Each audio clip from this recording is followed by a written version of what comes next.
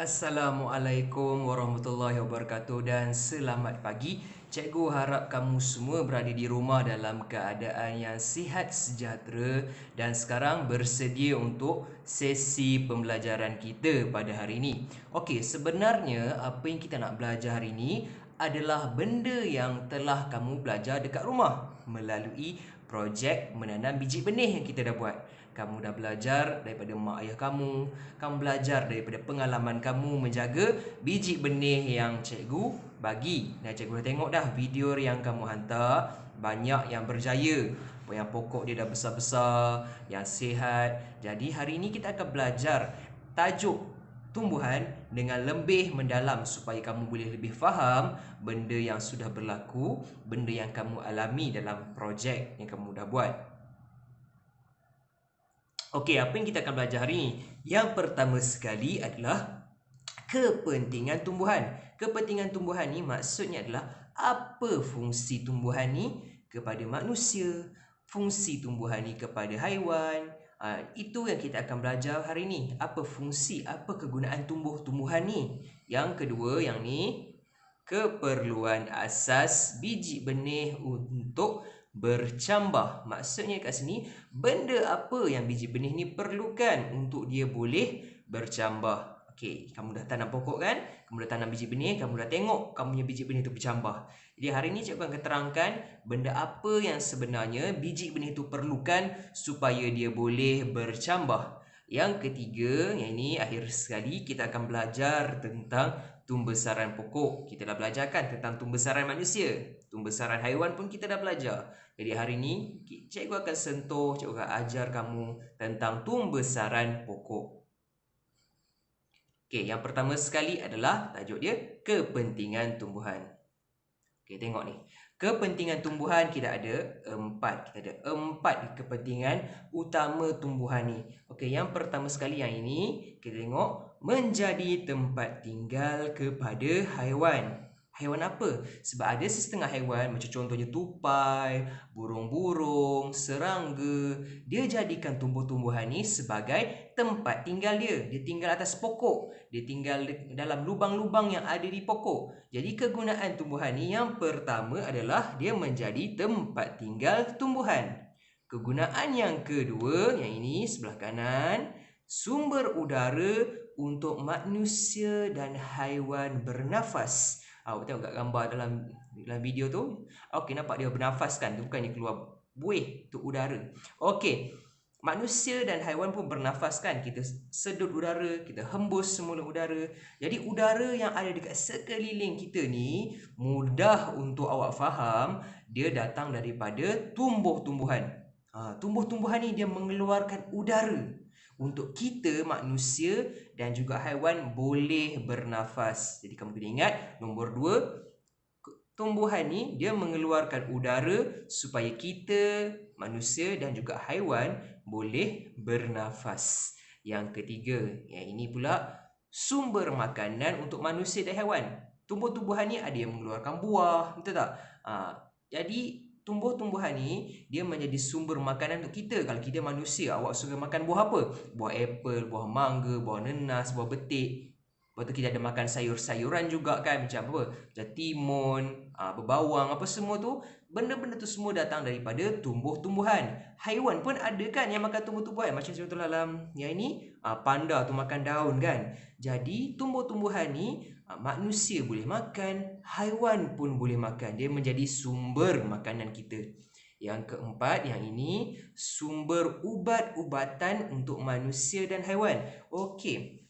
Zaman dahulu tak ada doktor-doktor ni kan. Mana ada klinik zaman dulu. Zaman nenek-nenek kamu, zaman atuk, moyang kamu, mana ada klinik. Jadi orang zaman dahulu kalau dia sakit, dia makan ubatan yang kita panggil sebagai ubatan herba. Cuba sebut herba. Jadi ubatan-ubatan ni kita manusia boleh ambil daripada tumbuhan, kita makan untuk kita pulihkan penyakit ataupun kesihatan kita semakin bagus. Haiwan pun kalau dia sakit, kalau haiwan dalam hutan tu kan, kalau dia sakit, kamu rasa dia ada jumpa doktor ke? Tak ada kan. Dia haiwan-haiwan, dia tahu tumbuhan mana, pokok mana yang kalau dia makan dia boleh jadi sihat. Itu kegunaan tumbuh-tumbuhan. Ingat ya, yang pertama sekali menjadi tempat tinggal haiwan. Yang kedua ini menjadi sumber udara untuk manusia dan haiwan bernafas. Yang ketiga, sumber makanan untuk manusia dan haiwan. Yang keempat, sumber ubat-ubatan untuk manusia dan haiwan. Ada 4 yang kamu kena ingat. Okey, seterusnya, keperluan asas biji benih untuk bercambah. Okey, cuba tengok kalau ni dulu. Tengok biji benih tu lama kelamaan dia semakin besar. Tengok daripada biji benih ada keluar akar, dia keluar daun. Macam nilah sebenarnya biji benih yang kamu tanam tu. Macam nilah dia bercambah. Jadi macam mana biji benih ni nak bercambah? Benda yang pertama yang dia perlukan ini air. Dia kena dapat air yang cukup. Air yang cukup ni maksudnya tak boleh terlampau banyak, tak boleh terlampau sedikit. Kalau air yang kamu bagi terlampau banyak, biji benih itu akan lemas. Sebab tu cikgu ada dengar ada yang bagi tahu cikgu, biji benih saya hidup tapi lepas tu dia mati. Saya dapati akar dia basah. Akar dia tu basah, maksudnya kamu terlebih siram air. Tapi sikit sangat pun tak boleh. Kalau sikit sangat pun dia akan mati. Jadi air dia kena cukup.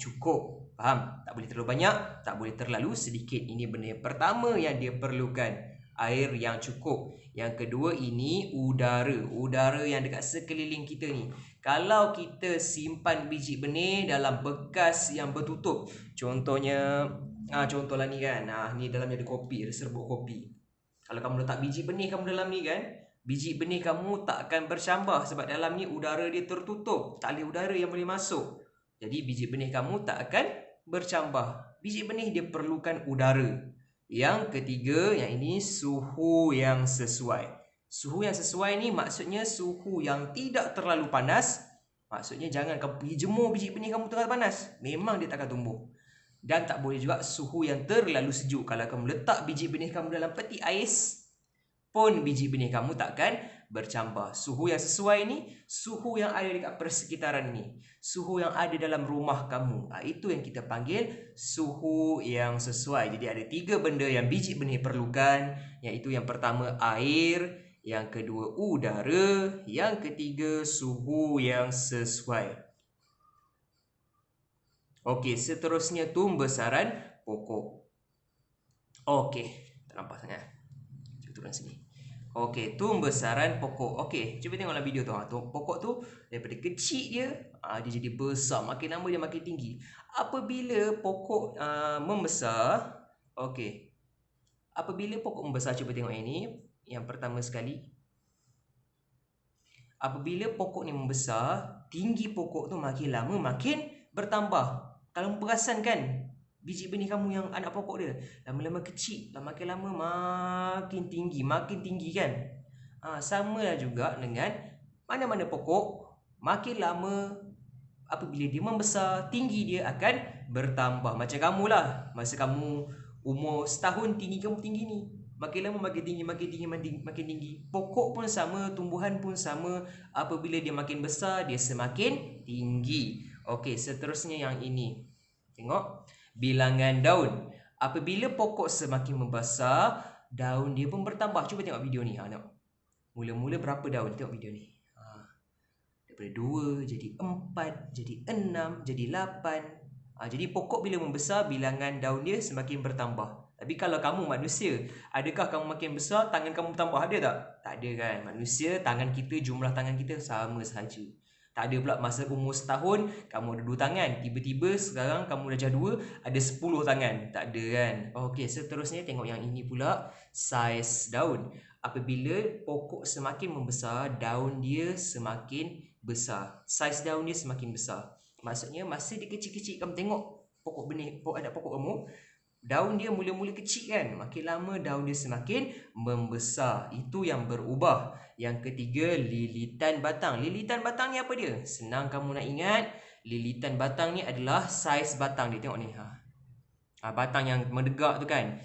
Masa dia kecil, batang dia halus je. Makin lama dia makin besar, batang dia semakin tebal. Itu yang kita panggil sebagai lilitan batang. Senang untuk kamu faham. Jadi ada 4 benda yang berubah apabila pokok semakin membesar. Yang pertama ni, tinggi pokok, pokok semakin tinggi. Yang kedua, yang ini bilangan daun. Daun semakin banyak. Yang ketiga, saiz daun. Daun makin lama makin besar. Dan yang keempat, yang ini lilitan batang. Batang dia semakin tebal. Okey, itu sahaja untuk tajuk kita pada hari ini. Kalau ada sebarang masalah boleh tanya cikgu. Kalau tak ada sebarang masalah boleh jawab soalan yang ada dalam buku aktiviti. Sekian sahaja. Terima kasih.